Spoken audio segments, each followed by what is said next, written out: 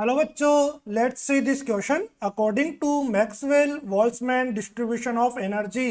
सो Maxwell Boltzmann energy distribution curve के according बेटा कौन से स्टेटमेंट्स यहाँ पे करेक्ट है, क्वेश्चन में हमें फाइंड आउट करना है। सो सबसे पहले हम Maxwell Boltzmann energy distribution curve को ड्रॉ करेंगे बेटा। वाई एक्सिस में हम बात करते हैं यहाँ पे fraction of the molecules, fraction of molecules, and x axis पे kinetic energy of reactants,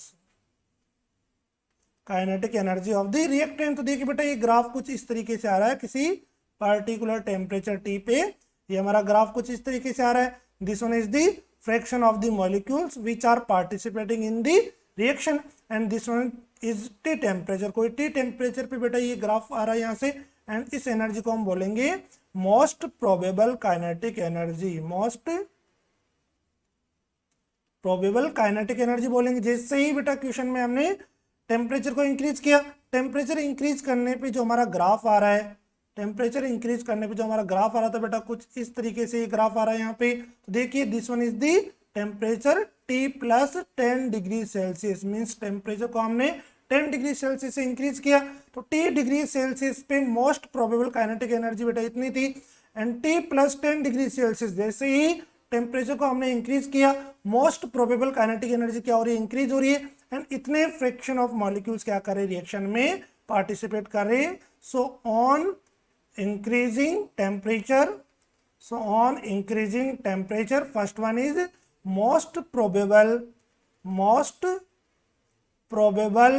kinetic energy will be increases। अगर टेम्परेचर इंक्रीज कर रही है तो most probable kinetic energy increase हो रही है। Second one is the fraction of the molecules, fraction of molecules will be decreases. बेटा fraction of the molecules will be decreases, molecules का फ्रैक्शन क्या करेगा, डिक्रीज करेगा। देखिए क्वेश्चन में हमें ऑप्शंस गिवन है। ऑप्शन ए में fraction of the molecules with most probable kinetic energy decreases at higher temperature. जैसे ही टेम्परेचर इंक्रीज करेंगे फ्रैक्शन ऑफ मॉलिक्यूल्स क्या होगा, डिक्रीज होगा।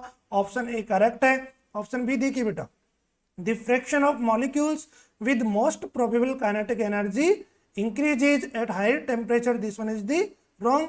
Option C is most probable kinetic energy increases at higher temperature.